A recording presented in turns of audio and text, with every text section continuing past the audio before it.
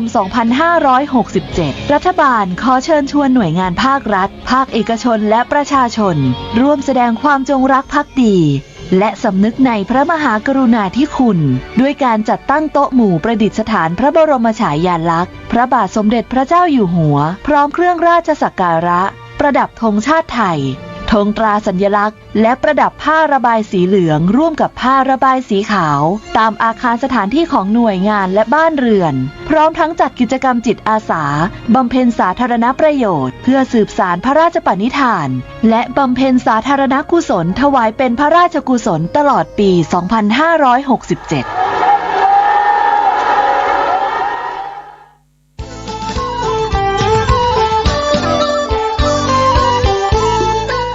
ข่าวสารเพื่อการประชาสัมพันธ์ขอเชิญชวนผู้ใจบุญใจกุศลร่วมพิธีทำบุญตักบาตรมุทิตารำลึกครบรอบวันคล้ายวันเกิดชาติการ146 ปีครูบาเจ้าศรีวิชัยนักบุญแห่งล้านนาไทยตรงกับวันอังคารที่ 11 มิถุนายน พุทธศักราช 2567 ณ ลานอนุสาวรีย์ครูบาศรีวิชัยหมู่ที่ 2 ตำบลสุเทพ อำเภอเมืองเชียงใหม่ จังหวัดเชียงใหม่มีพระธรรมเสนาบดีรองเจ้าคณะภาค 7 เจ้าอาวาสวัดพระธาตุดอยสุเทพเป็นประธานฝ่ายสงฆ์นายสิทธิศักดิ์อภิกุลชัยสิทธิ์นายอำเภอเมืองเชียงใหม่เป็นประธานฝ่ายคฤหัสถ์กำหนดการดังนี้อังคารที่ 11 มิถุนายน 6:09 น.ศรัทธาประชาชนพร้อมกันณ ลานอนุสาวรีย์ครูบาเจ้าศรีวิชัย 6:19 น.ถวายเครื่องสักการะครูบาเจ้าศรีวิชัยโดยนายอำเภอเมืองเชียงใหม่เป็นประธานพิธีนำกล่าวคำไหว้สาสักการะครูบาเจ้าศรีวิชัยโดยพระครูปัญญาสังฆการผู้ช่วยเจ้าอาวาสวัดศรีโสดาพระอารามหลวงกล่าวคำ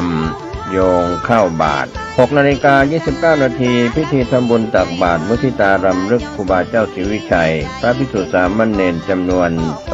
219รูปออกรับบิณฑบาตรอบอนุสาวรีย์ครูบาเจ้าศรีวิชัย 7:29 น.นายอำเภอสิทธิศักดิ์อภิกุลชัยสิทธิ์นายอำเภอเมืองเชียงใหม่ประธานฝ่ายคฤหัสถ์จุดเทียนธูปบูชาพระรัตนตรัยไหว้พระสมาทานศีลประธานฝ่ายสงฆ์มีพระธรรมเสนาบดีรองเจ้าคณะภาค 7พร้อมพระเถรานุเถระจำนวน12รูปเจริญพระพุทธมนต์สมโภชอนุสาวรีย์ครูบาเจ้าศรีวิชัยประธานฝ่ายสงฆ์กล่าวสัมโมทนียกถาเทิดเกียรติคุณในบารมีพระครูบาเจ้าศรีวิชัยประธานฝ่ายคฤหัสถ์กล่าวพบปะศรัทธาประชาชนอาจารย์กล่าวสุมาครัวตาลถวายจตุปัจจัยไทยธรรมจำนวน15ชุดพระสงฆ์อนุโมทนาวันทาราพระถวายภัตตาหารเช้าแด่พระเถรานุเถระณ ลานอนุสาวรีย์จำนวน12รูป 9 นาฬิกาพิธีเปิดโครงการบริการประชาชนสักการะครูบารักษาห้วยแก้วประจำปีพุทธศักราช 2567 โดยนายสิริพรสิริโสดาผู้อำนวยการสำนักงานคุมประพฤติจังหวัดเชียงใหม่นำสมาชิกและผู้ถูกคุมประพฤติตลอดถึงอาสาสมัครคุมประพฤติจังหวัดเชียงใหม่60คนบริการสังคมโดยพัฒนาทำความสะอาดรอบอนุสาวรีย์ครูบาศรีวิชัยพร้อมเส้นทางขึ้นดอยสุเทพตามโครงการสักการะครูบารักษาห้วยแก้วประจำปี 2567 เป็นเสร็จพิธีก็เป็นการเชิญชวนคณะสงฆ์คณะศรัทธาและผู้มีความเคารพนับถือในตัวครูบาเจ้าศรีวิชัยในพิธีทำบุญตักบาตรมุทิตารำลึกครบรอบวันคล้ายวันเกิดชาติการ146 ปีครูบาเจ้าศรีวิชัยนักบุญแห่งล้านนาไทยช่วงเช้าอังคารที่ 11 มิถุนายนเวลา 6 นาฬิกาเป็นต้นไปณ ลานอนุสาวรีย์ครูบาศรีวิชัยหมู่ที่ 2 ตำบลสุเทพอำเภอเมืองเชียงใหม่จังหวัดเชียงใหม่เชิญทุกท่านร่วมงานนี้โดยพร้อมเพรียงกัน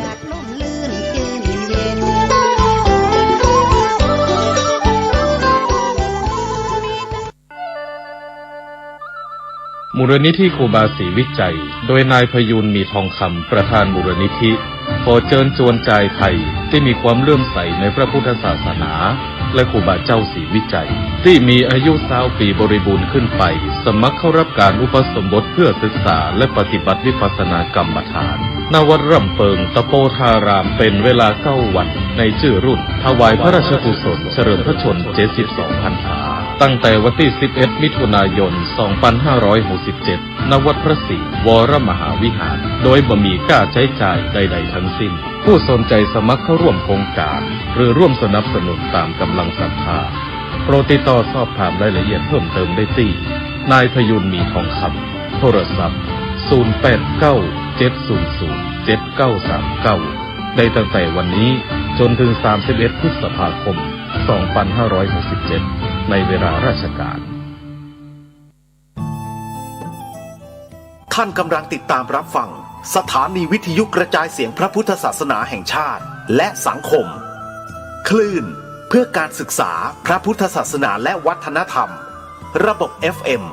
104.5 เมกะเฮิรตซ์รายการต่อไปเป็นรายการคดีโลกคดีธรรม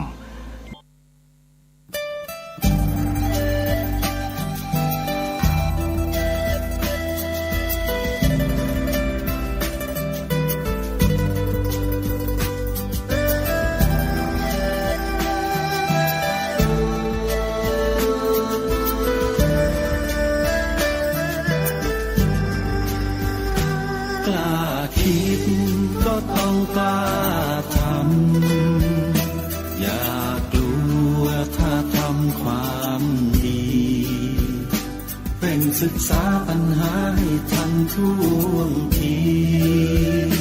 เมืองไทยจะพัฒนากว่านี้รายการดีคดีโลกคดีธรรมขอรำพัน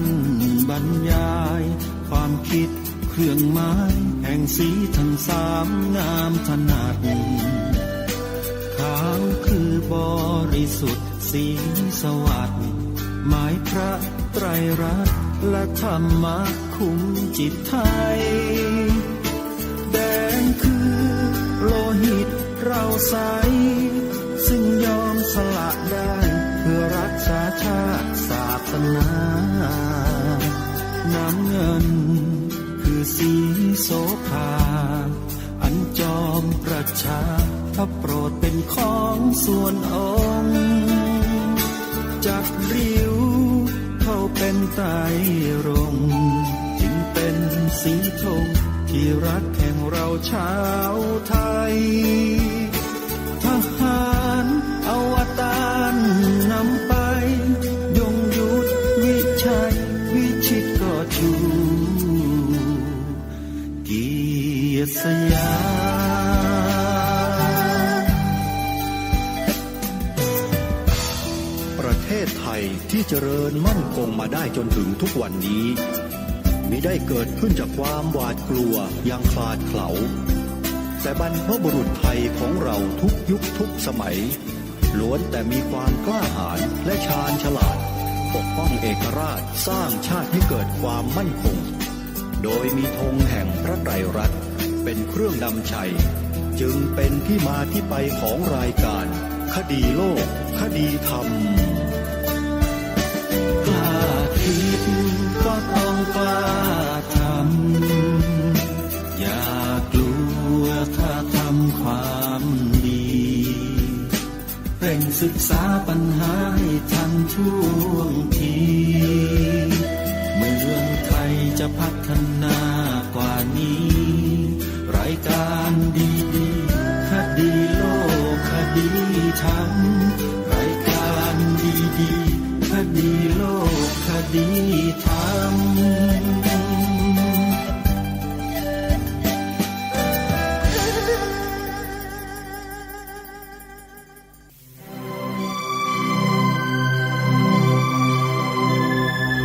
พระบรมราโชวาท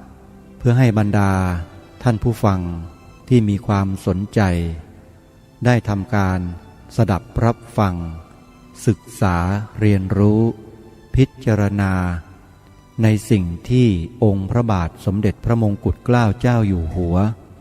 ได้พระราชทานสิ่งดีๆนี้ไว้ให้แก่พวกเราชาวไทยร่วมกัน สำหรับในวันนี้จะเสนอเป็นกันที่12กันนี้เป็นกันที่พระองค์ท่านทรงตั้งใจอีกกันหนึ่งที่จะบอกสิ่งที่เราทั้งหลายเข้าใจผิดกันอยู่นั่นก็คือ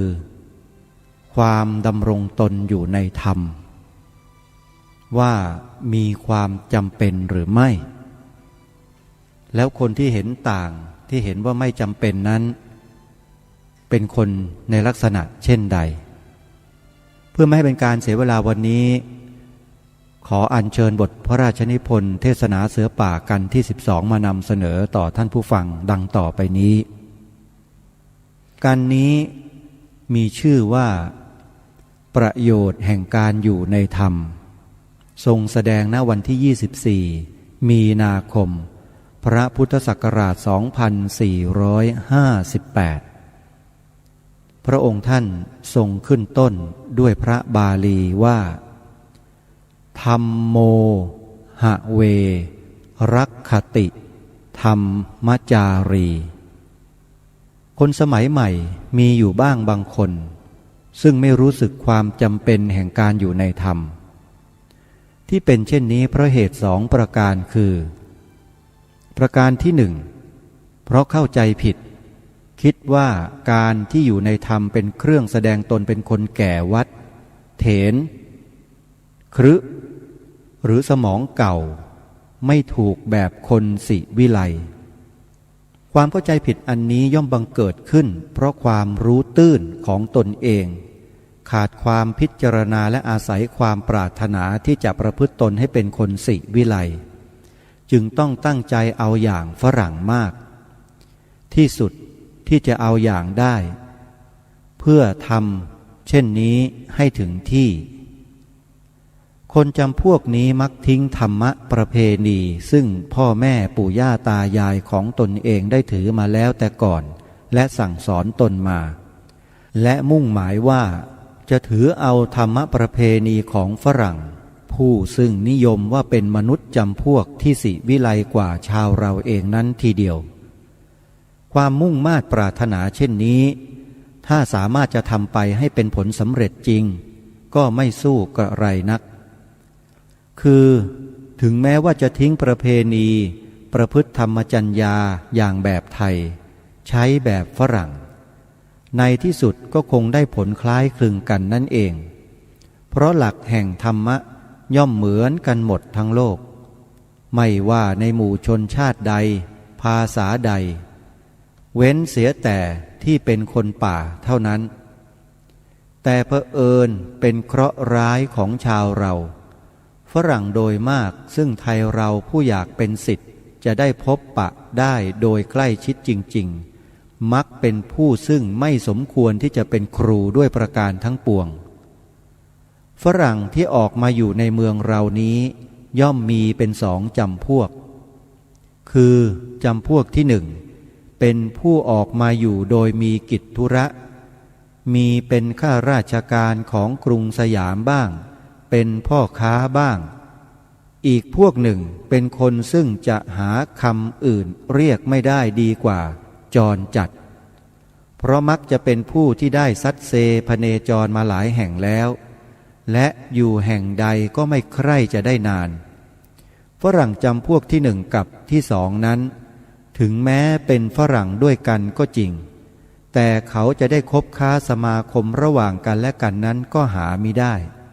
เพราะเขาย่อมถือตนว่าเป็นคนละชั้นกันโดยแท้ทีเดียวจำพวกที่1มักสมาคมแต่ในหมู่เขาเองและไม่ใคร่จะรับคนไทยเข้าสู่สมาคมของเขา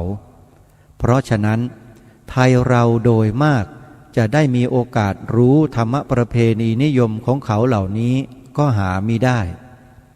ฝ่ายฝรั่งพวกที่2นั้นย่อมพอใจรับรองไทยเราเข้าสมาคมของเขาย่อมพอใจให้ไทยเราคบค้าเพราะเป็นทางหาเลี้ยงชีพของเขาโดยแท้ฝรั่งจำพวกนี้คือพวกที่เป็นเจ้าของโฮเทลโรงเหล้าและโรงผู้หญิงนครโสเพณี ซึ่งจำเป็นอยู่เองที่จะต้องแสดงกิริยาอัจฉาสัยดีต่อคนไทยและอย่าว่าแต่คนไทยเลยต่อให้คนป่าคนดงอะไรก็ดีถ้ามีเงินแล้วเขาก็คบได้ทั้งสิ้นฝรั่งจำพวกนี้ย่อมไม่ได้รักษาธรรมจรรยาเลยและในหมู่ฝรั่งกันเองเขาก็ดูถูกและเกลียดชังแต่ฝ่ายคนไทยเราซึ่งตั้งตนเป็นคนสมัยใหม่ขาดความรู้ตื้นลึกหนาบาง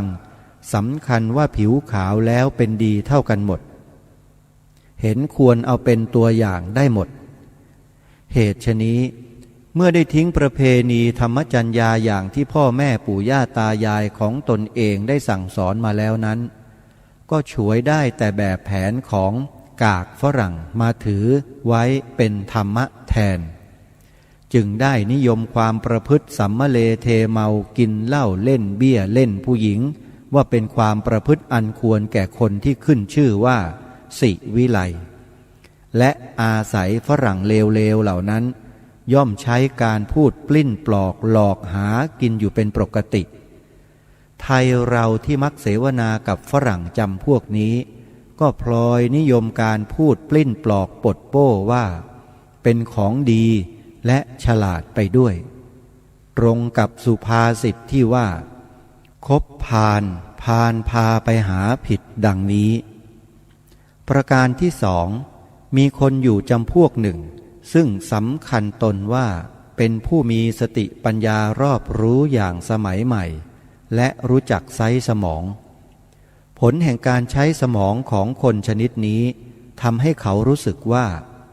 การรักษาศีลธรรมเป็นของที่ไม่สามารถจะกระทำไปได้อีกต่อไปแล้วในสมัยนี้เพราะเหตุว่าศาสนาเป็นสิ่งซึ่งเขาสอนกันมาเมื่อหลายพันปีล่วงมาแล้วและตั้งแต่นั้นมาโลกได้เดินเปลี่ยนแปลงเป็นอันมากแล้วจะคงใช้จรรยาซึ่งเหมาะแก่สมัยโน้นเพื่อเป็นหลักแห่งความประพฤติสำหรับสมัยนี้อย่างไรได้คำพูดเช่นนี้ผู้กล่าวเข้าใจว่าเป็นของใหม่แต่แท้จริงตั้งแต่เมื่อ3,000 ปีมาแล้วก็ได้เคยมีคนกล่าวเช่นนี้อยู่แล้วและได้มีคนกล่าวเช่นนี้เป็นลำดับมาจนถึงการปัจจุบันนี้ทั้งคงยังมีผู้กล่าวเช่นนี้ต่อไปอีกจนถึงสมัยบรรลัยกันลัทธิไม่เชื่อถือในผลแห่งธรรมะนี้ย่อมเป็นลัทธิที่มีผู้นิยมตามมากเพราะเป็นของสะดวกสำหรับผู้ที่ปรารถนาจะตามใจตนเองและนึกถึงตนเองมากกว่าผู้อื่นเพราะฉะนั้นต้องจัดให้เป็นลัทธิแห่งบัณฑิตเก๊เป็นองค์แห่งมิจฉาทิฏฐิความเชื่อผิดโดยแท้อันที่จริงถ้าแม้จะพิจารณาดูให้ถี่ถ้วนแล้วก็คงจะหลีกเลี่ยงความจริงไปไม่ได้เลยกล่าวคือหลักแห่งธรรมะจะย่อมเป็นสิ่งที่เที่ยงแท้อยู่อย่างเดียวในโลกและถึงสิ่งไรๆจะเปลี่ยนแปลงไปหลักแห่งธรรมะจะมีเวลาคร่ำคร่าหรือดับสูญไปนั้นก็หามิได้หลักสำคัญก็มีอยู่อันเดียวที่ตรงว่าอย่าเบียดเบียนซึ่งกันและกันและบรรดาศาสนาทั้งปวงย่อมมีศีลและคำสั่งสอนในทางธรรมจรรยาเพื่อความปรารถนาอันเดียวนี้เองเหมือนกันหมดหากจะแตกต่างกันไปก็แต่ด้วยลัทธิทางสั่งสอนเท่านั้นข้อนี้ย่อมเป็นนิติฐานที่ควรใช้เพื่อพิจารณาปัญหาธรรมะทั้งปวงสิ่งใดซึ่งเมื่อประพฤติไปแล้วจะเป็นผลให้ชนหมู่มากได้รับความเดือดร้อนรำคาญสิ่งนั้นย่อมไม่เป็นธรรมและสิ่งใดซึ่งเมื่อประพฤติไปแล้วจะเป็นผลให้ชนหมู่มากได้รับความสุขและความอยู่ได้โดยสงบสิ่งนั้นย่อมเป็นธรรมคนเราถึงแม้ว่าจะเป็นผู้ที่มีกำลังกายกำลังทรัพย์และกำลังสติปัญญาสามารถเกินกว่าสามัญชนประการใดก็ตามที่จะอยู่โดยลำพังตนไม่ต้องอาศัยความช่วยเหลือของผู้อื่นบ้างเลยนั้นหาได้ไม่ อย่างน้อยก็มีบิดามารดาวงศาคณาญาติบุตรภรรยาหรือข้าที่ใช้สอยซึ่งทำให้บังเกิดความจำเป็นที่จะต้องระลึกถึงประโยชน์และความสุขของผู้อื่นบ้างนอกจากตนเองผู้เดียวผู้ที่อยู่ด้วยกันได้ก็ต้องอาศัยความผ่อนผันเพื่อความสะดวกแห่งกันและกันผู้ที่อยู่ด้วยกันได้ก็ต้องอาศัยความผ่อนผันเพื่อความสะดวกแห่งกันและกันและต้องมีความเชื่อใจซึ่งกันและกันจึงจะคงอยู่ไปด้วยกันโดยอาการอันยั่งยืนได้ถ้าเมื่อใดขาดเยื่อใยไมตรีแก่กันอย่างที่ว่ามาแล้วนั้นก็ไม่สามารถที่จะอยู่ด้วยกันต่อไปได้แม้แต่สามีภรรยาซึ่งมีเยื่อใยผูกพันกันอยู่ด้วยกามคุณารมณ์สมัครสมภาสกันเมื่อขาดความผ่อนผันแก่กันหรือขาดความไว้วางใจแก่กันแล้วก็ต้องหย่าร้างกันไปดังนี้เห็นได้ว่าการตามใจตนเองผู้เดียวย่อมจะมีแต่ผลร้ายหาผลดีมิได้เลยฐานแห่งไมตรีในระหว่างบุคคลต่อบุคคลก็ดีคณะต่อคณะก็ดีชาติต่อชาติก็ดีย่อมมีอยู่ที่ความไว้วางใจกันนั่นแหละเป็นปฐมถ้าไม่มีความไว้วางใจกันแล้วจะมีความไมตรีต่อกันโดยแท้จริงยั่งยืนไปนั้นหาได้ไม่ก็ความไว้วางใจนั้นจะมีขึ้นด้วยเหตุใดเล่าตอบว่าจะมีขึ้นได้โดยแสดงให้ปรากฏว่ามีความตั้งใจดีไม่คิดจะเอาเปรียบและเบียดเบียนเขาหรืออีกในหนึ่งก็จะกล่าวได้ว่าต้องแสดงตนให้ปรากฏว่าเป็นคนสุจริตคือไม่ประพฤติกิจใดซึ่งจะเป็นหนทางให้ร้ายแก่ผู้อื่นไม่พูดจากลับกลอกหลอกลวงและไม่คิดปองร้ายผู้ที่ประพฤติได้เช่นนี้โดยสม่ำเสมอนั้นแหละชื่อว่าสัมมาจารีประพฤติอยู่ในศีลในธรรมก็เมื่อผู้ที่ประพฤติอยู่ในศีลในธรรมเป็นที่ไว้วางใจของผู้อื่นเช่นนี้แล้วจะว่าการประพฤติอยู่ในธรรมไม่เป็นประโยชน์แก่ตนอย่างไรถึงแม้ว่าจะไม่นึกถึงอื่นไกลเพียงแต่นึกถึงประโยชน์ของตนเท่านั้นเองก็จะต้องแลเห็นได้แล้วว่าการประพฤติอยู่ในศีลในธรรมเป็นประโยชน์แก่ตนเองเป็นอันมากเพราะเป็นของที่ทำให้ผู้อื่นเขาเชื่อหน้าถือตามีกิจการแผนกใดบ้างหรือที่ความไว้วางใจไม่เป็นสิ่งจำเป็นถ้าพิจารณาดูให้ดีคงจะต้องแลเห็นว่าไม่มีกิจการแผนกใดในโลกที่จะไม่ต้องอาศัยความไว้วางใจของผู้อื่นเช่นในการค้าขายผู้ค้าขายคนใดที่ใช้วิธีเอาเปรียบผู้ซื้อหรือลวงล่อช่อโกงต่างๆถึงแม้ว่าจะค้าขายมีกำไรก็ได้แค่ชั่วแล่นหนึ่งเท่านั้นเพราะเมื่อใดเขาจับได้เสียแล้วก็ย่อมจะไม่มีผู้ใดทำการค้าขายด้วยอีกและเมื่อเป็นเช่นนี้แล้วถึงแม้ว่าจะไม่ถึงแก่ความพินาศฉิบหายล่มจมไปทีเดียวก็คงจะต้องตั้งต้นภาคเพียรหาทางค้าขายอย่างอื่นหรือไปค้าขายในที่อื่นอีก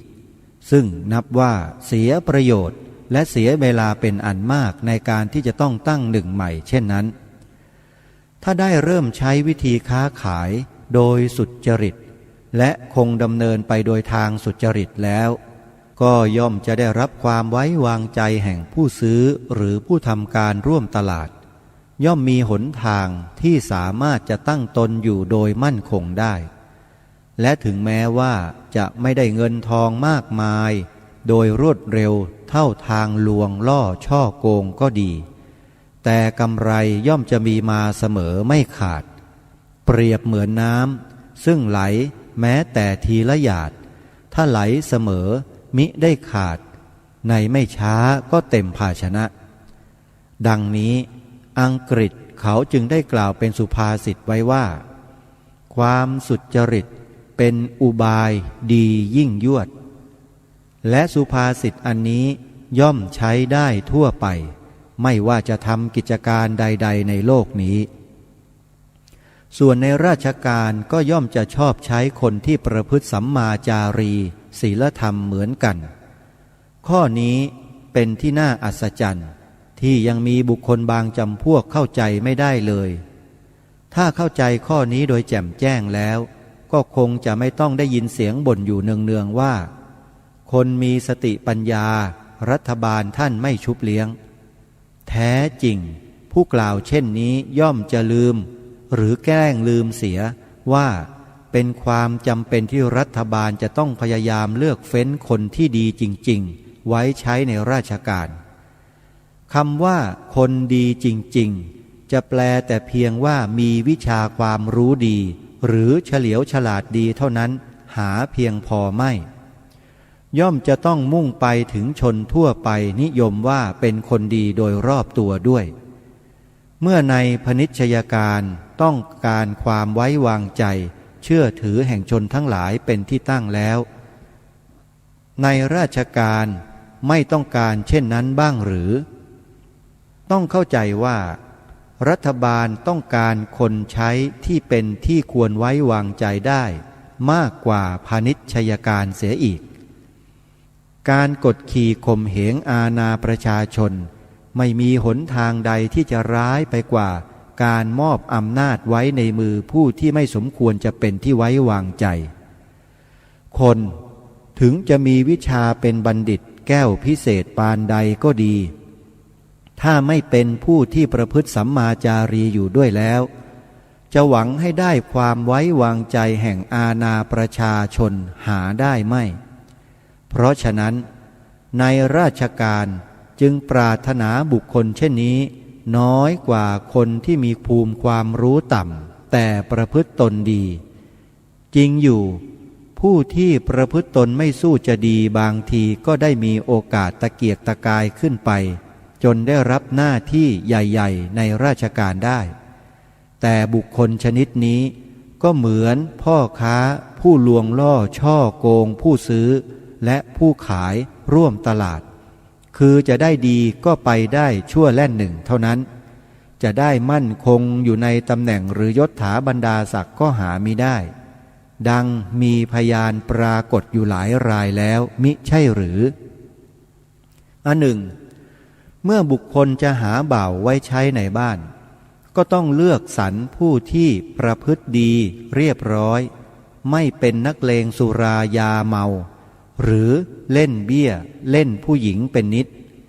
จึงจะไว้วางใจใช้สอยสนิทสนมได้แท้จริงมิใช่หรือที่ต้องเลือกเช่นนี้เพราะเหตุไรเล่า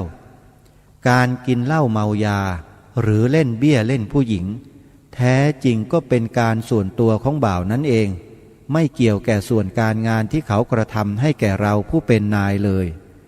แต่เหตุใดเราจึงจะไปห้ามเขาเล่าก็เพราะเรากลัวอยู่ว่าเขาจะทำการงานไม่ดีหรือถึงแก่เสื่อมเสียหรือกลัวว่าถ้าไม่มีเงินจะใช้ก็จะหยิบฉวยเอาของนายซึ่งจะพลอยให้นายต้องเสียทรัพย์ไปด้วยเปล่าๆทั้งถ้าบ่าวเป็นคนเหลวไหลเป็นนักเลงสัมมะเลเทเมาก็เสียชื่อถึงนายด้วยมิใช่หรือก็เมื่อบุคคลซึ่งรักชื่อเสียงของตนไม่พอใจใช้บ่าวที่ประพฤติไม่ดีดังกล่าวมาแล้วนั้นเหตุไฉนเล่าจะเกณฑ์ให้รัฐบาลใช้คนที่ไม่พยายามจะประพฤติสัมมาจารีรัฐบาลก็ต้องรักษาเกียรติคุณชื่อเสียงเหมือนกันและยิ่งกว่าบุคคลอีกด้วยซ้ำเหตุฉะนี้ถึงแม้ว่าความประพฤติสัมมะเลเทเมาจะแก้ว่าเป็นการส่วนตัวก็ตามทีแต่ฝ่ายรัฐบาลจะทำไม่รู้ไม่เห็นเสียนั้น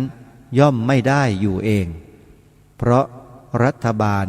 ต้องการให้มหาชนไว้วางใจในกิจการที่รัฐบาลจะกระทำเพื่อหิตานุหิตะประโยชน์ของเขาทั้งหลาย และถ้าใช้คนที่ไม่สมควรจะไว้วางใจได้ทุกสถานแล้วก็เหมือนทำลายความไว้วางใจซึ่งปรารถนานั้นลงเองข้อนี้ผู้ที่ต้องออกจากราชการเพราะความประพฤติไม่ดีย่อมจะลืมเสียแล้วและเที่ยวบ่นและชักชวนให้คนอื่นมีความสงสารตนว่าเป็นคนที่มิได้รับความยุติธรรมแต่ถ้าคนทั่วไปพิจารณาเหตุผลจนเข้าใจความปรารถนาแห่งรัฐบาลดังได้แสดงมาแล้วนั้น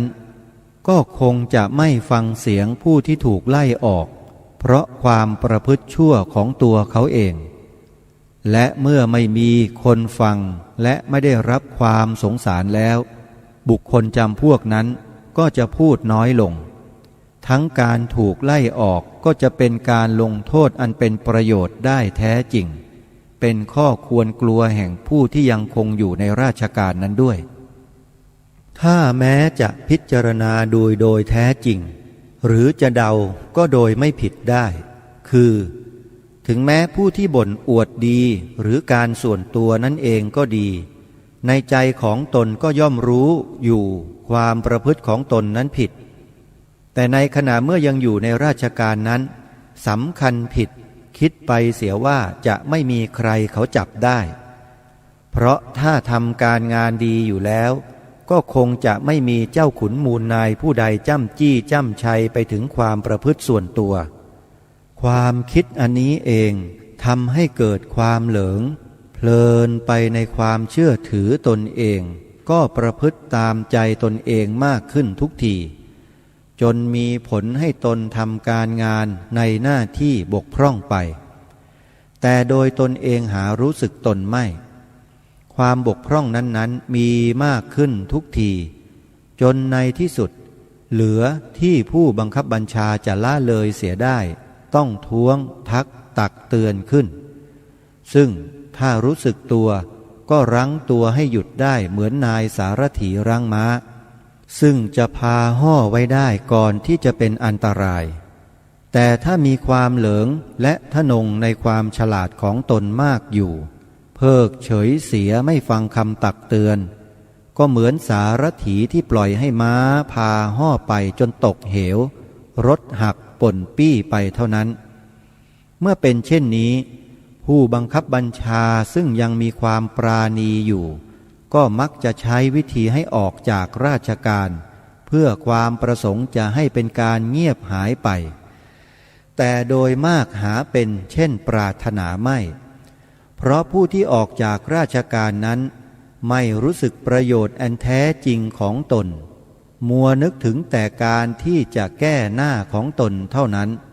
จึงพูดเพ้อเจ้อไปต่างๆตามที่ได้ยินและได้เห็นในหนังสือพิมพ์มามากกว่ามากจนน่าเบื่อเต็มที่อยู่แล้วแต่การพูดเพ้อเจ้อเช่นนี้มีประโยชน์จริงจังอย่างไรบ้างหรือถ้าพิจารณาดูให้ดีจะต้องเห็นว่าไม่มีประโยชน์ทั้งแก่ผู้พูดและผู้ฟังเพราะใช่ว่า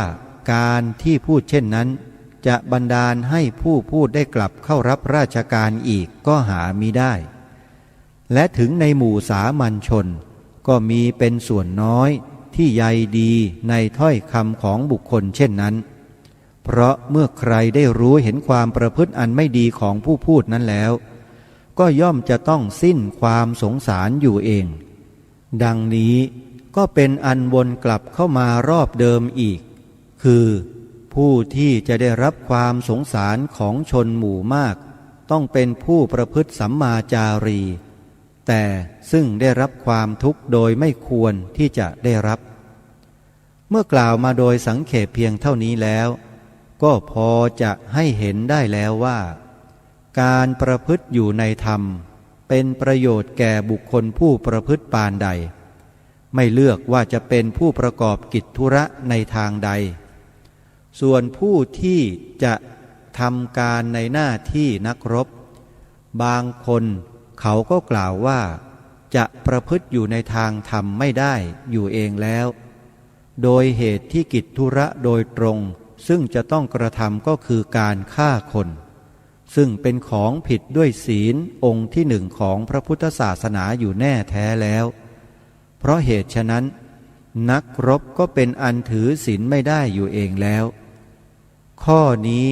ผู้ที่แลดูพระพุทธศาสนาโดยเผินๆชอบหยิบยกเอามาพูดและชาวเราที่แสดงตนเป็นพุทธศาสนิกชนก็พลอยกับเขาไปด้วย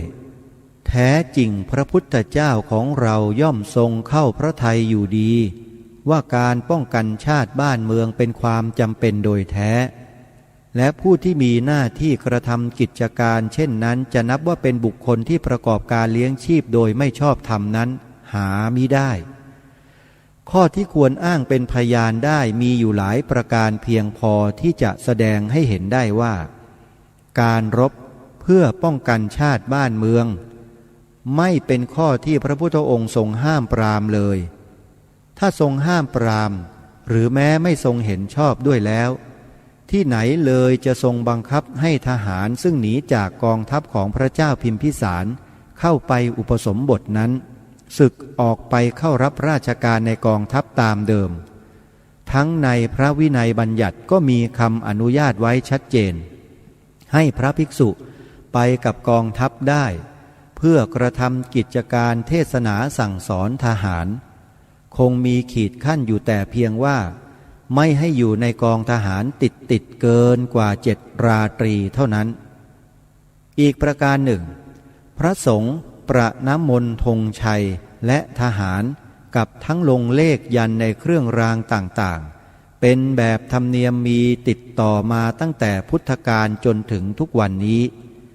ถ้าพระพุทธองค์ไม่ทรงพอพระทัยในกิจเช่นนี้จะมิได้มีข้อห้ามไว้ในพระวินัยบัญญัติแล้วหรือแท้จริงความประสงค์ที่พระพุทธองค์ทรงห้ามการฆ่าสัตว์ตัดชีวิตนั้นคือทรงหวังตัดความเบียดเบียนซึ่งกันและกันโดยใช้กำลังหรือเครื่องประหารข่มเหงผู้ซึ่งขัดใจแต่จะได้ทรงมุ่งให้กินความไปถึงการต่อสู้ป้องกันตัวหรือป้องกันชาติบ้านเมืองก็หามิได้เพราะฉะนั้นผู้ที่เข้าใจว่าข้าที่เป็นทหารแล้วก็เหมือนเป็นผู้ที่จำเป็นต้องอยู่ภายนอกพระพุทธศาสนาแล้วดังนี้นับว่าเข้าใจผิดเป็นอันมากการประพฤติตนอยู่ในศีลในธรรมไม่ขัดแก่การเป็นทหารเลยแต่ตรงกันข้ามกลับจะทำให้เป็นผู้ที่สมควรได้รับความไว้วางใจยิ่งขึ้นเพราะทหารเป็นผู้รับมอบให้อาวุธอยู่ในมือถ้าเป็นผู้ที่ไม่อยู่ในศีลในธรรมแล้วก็อาจจะใช้อาวุธนั้นเป็นเครื่องมือข่มเหงคเนงร้ายให้มหาชนได้รับความเดือดร้อนเป็นที่สุดเหตุฉะนี้ทหารผู้ที่ประพฤติด้วยคลองธรรมหรือผิดด้วยพระราชกำหนดกฎหมายแผ่นดินซึ่งมีธรรมะเป็นนิติฐานนั้นแล้วท่านจึงต้องเอาโทษลงอาญาหนักกว่าพลเรือนเพราะเหตุฉะนี้เองทหารผู้ประพฤติตนไม่ดีท่านจึงไม่ให้อยู่ในราชการเพราะเป็นผู้ที่จะไว้ใจให้ถืออาวุธหรือบังคับบัญชาคนที่ถืออาวุธต่อไปไม่ได้แล้วดังนี้จึงเห็นได้ว่าการอยู่ในธรรมนั้นเป็นของสำคัญสำหรับทหารและเป็นประโยชน์แก่ผู้ประพฤตินั้นเองโดยแท้เพราะฉะนั้นขอผู้ที่รับราชการเป็นทหารและหวังความมั่นคงและความเจริญในราชการจงอย่าได้หลงเชื่อถือผู้ที่กล่าวว่าทหารไม่ต้องอยู่ในศีลในธรรมนั้นเลยเป็นอันขาดข้อความที่ได้แสดงมาแล้วก็ดูจะเพียงพอที่จะแนะให้ผู้มีปัญญาตรองเห็นตามได้แล้วว่าการที่ประพฤติเป็นธรรมเป็นประโยชน์แก่บุคคลผู้ประพฤติเองนั้นปานใดแต่นอกจากผลดีที่พึงมีแก่บุคคลผู้ประพฤติเองย่อมมีผลต่อไปถึงคณะซึ่งบุคคลผู้นั้นเป็นสมาชิกอยู่ด้วยคือประการหนึ่งทำให้สมาชิกต่อสมาชิกได้อยู่ด้วยกันโดยผาสุกไม่ต้องมัวคอยระวังป้องกันภัยซึ่งจะมีมาจากการทำร้ายกันเองอีกประการหนึ่งย่อมทำให้ชื่อเสียงของคณะนั้นดีค คือคณะใดมีสมาชิกเป็นคนดีอยู่ทั่วกันคณะนั้นก็ย่อมจะเป็นที่ไว้วางใจแห่งชนต่างคณะซึ่งจะต้องกระทำกิจการติดต่อกันหรือต้องพึ่งพาอาศัยในบางคราวบางสมัยความมีสมาชิกดีมีประโยชน์แก่คณะฉันใดความมีพลเมืองดีย่อมเพิ่มพูนเกียรติคุณของชาติบ้านเมืองฉันนั้นความไว้วางใจแห่งผู้อื่นก็ย่อมเป็นที่พึงปรารถนาแห่งชาติไม่ผิดอะไรกับบุคคลเลยชาติใดไร้ธรรมะสุจริตเอากำลังวังชาเที่ยวข่มเหงคะเนงร้ายเพื่อนบ้านถึงแม้ผู้มีกำลังจะได้ชัยชนะก็ดีแต่จะได้รับความสรรเสริญของโลกนั้นหามิได้ฝ่ายชาติผู้รักษาสัตย์ธรรมะสุจริตถึงแม้ว่าจะถึงแก่ปราชัยพ่ายแพ้แก่ผู้ที่มีกำลังมากกว่า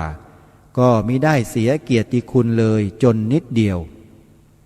ส่วนชาติใดที่ใช้กำลังโดยปราศจากธรรมะเที่ยวประหัตประหารเพื่อนบ้านเบียดเบียนเขาให้ได้รับความเดือดร้อนเพราะยุทธภัยถึงแม้ว่าจะมีชัย